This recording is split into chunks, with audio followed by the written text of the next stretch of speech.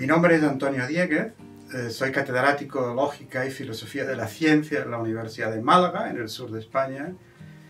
Mis especialidades son la filosofía de la biología y la filosofía de la tecnología.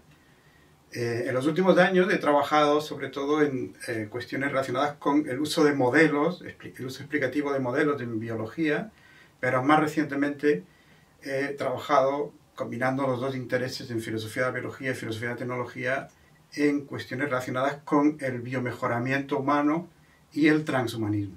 Estoy a punto de terminar un libro sobre filosofía de la tecnología. Es una introducción escrita en español a este tema. En el libro dedico especial atención a la inteligencia artificial y a las biotecnologías.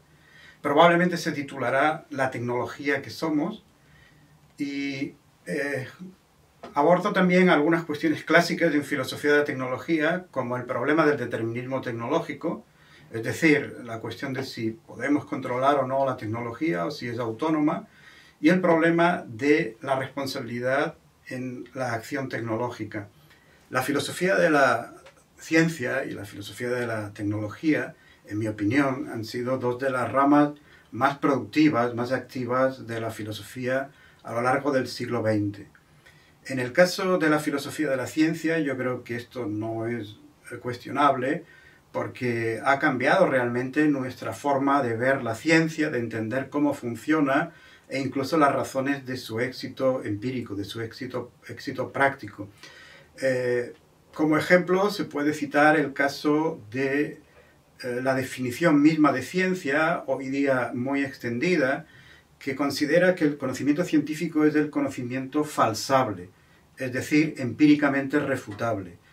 Esta idea, que para muchos es ya la definición estándar de ciencia, viene en realidad del filósofo Karl Popper, y aunque ha sido discutida en el seno de la filosofía de la ciencia, sin embargo, su influencia es ya muy amplia.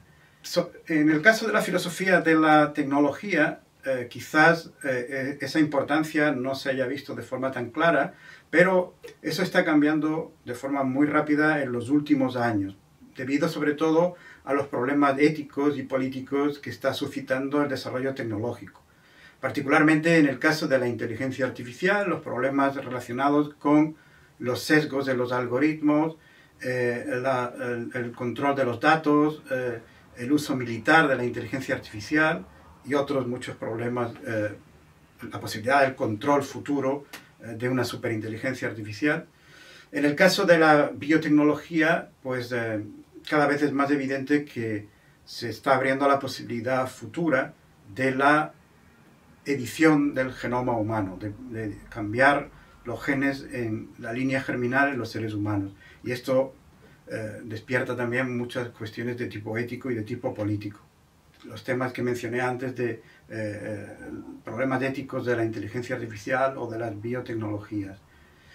En los próximos años, mi intención es seguir con este tipo de cuestiones políticas y sociales y éticas relacionadas con el desarrollo tecnológico, y espero que esto me sea de ayuda también en la tarea que tengo por delante ahora que he sido nombrado miembro del Comité Español de Ética de la Investigación. Estoy muy contento con esta designación y espero poder colaborar dentro de mis posibilidades en la mejora de la investigación en España.